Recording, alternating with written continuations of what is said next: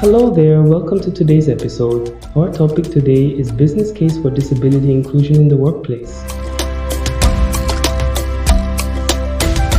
We shall go through a couple of questions that answer specific concerns. You might be surprised, there's a lot you might already know. A series of questions today have been asked by business owners and employers. Let's go through some of them. First question, why should my company invest in disability inclusion? Is it just about doing the right thing, or are there tangible business benefits? Well, while the ethical and social justice arguments for disability inclusion are powerful, the business benefits are also significant and measurable. It's not just about doing the right thing, it's about doing the smart thing. There are many benefits and we'll break them down to specifics.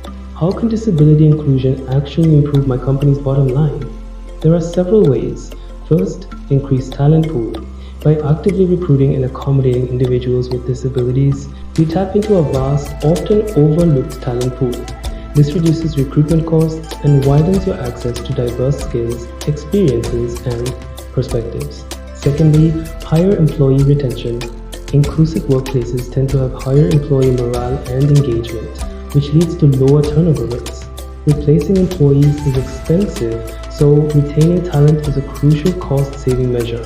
Third, reduced absenteeism and presenteeism. Providing the necessary accommodations and a supportive environment can reduce the need for disability-related leave and improve productivity while at work. Fourth, enhance productivity. When people feel valued, respected, and supported, they are more engaged and productive. Disability inclusion fosters this kind of environment for all employees. 5. Tax incentives and subsidies. Government offers tax incentives and subsidies to companies that actively promote disability inclusion. These can offset the costs of accommodations and accessibility upgrades. 6. Access to the disability market. By creating products and services that are accessible and inclusive, you can tap into the significant spending power of the disability community and their allies. Another question can be, how does disability inclusion foster innovation within a company? On this, diverse teams are naturally more innovative, and disability inclusion is a crucial part of that. People with disabilities have unique lived experiences and often develop creative solutions to navigate the world. These perspectives can lead to novel approaches to problem solving and product development. Designing products and services with accessibility in mind benefits everyone, not just people with disabilities. It leads to user-friendly, more intuitive designs that appeal to a broader customer base. Think curb cuts, closed captioning. In addition, an inclusive environment encourages a culture of challenging assumptions and questioning the status quo, which is essential for innovation. By bringing together people with diverse skills and perspectives, you are more likely to see creativity, collaboration, and new ideas flourish. When your teams are made up of a more diverse population, you will get greater empathy and a stronger focus on the user experience and usability. When it comes to branding, the question I get is, how does disability inclusion impact a company's brand? It has been proven that a strong commitment to disability inclusion significantly strengthens a company's brand. Consumers are increasingly conscious of social responsibility. Companies recognized for their commitment to inclusion build trust and goodwill with customers and stakeholders. Some examples of companies that have adopted disability inclusion in branding in Kenya include Safaricom and Standard Chartered, among others. A reputation for being a diverse and inclusive employer makes it easier to attract and retain top talent, especially among younger generations. In addition, companies that demonstrate a genuine commitment to inclusion often stand out from the competition. This can be a powerful differentiator in crowded markets. On investors, many investors presently are prioritizing ESG, environmental, social, and governance factors when making investment decisions. A strong track record on disability inclusion can positively impact investor confidence. How about positive? Public relations? Your actions speak louder than words when it comes to inclusion. A commitment to disability inclusion may be noticed by the public, media, and other important stakeholders. By making inclusivity core to your brand, you can gain the backing of the disability community and their families and networks. When it comes to taking practical steps, a question was posed. What are some practical steps a company or business can take to become more disability inclusive? On this, there are many things a company can do, but here are some key areas to focus on. First, review hiring practices. Ensure job postings are accessible, interview processes are inclusive, and unconscious biases are addressed. Secondly, provide workplace accommodations. Be prepared to offer reasonable accommodations to employees with disabilities.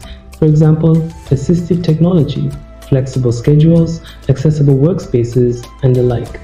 Educate staff on disability awareness, etiquette, and accessibility best practices.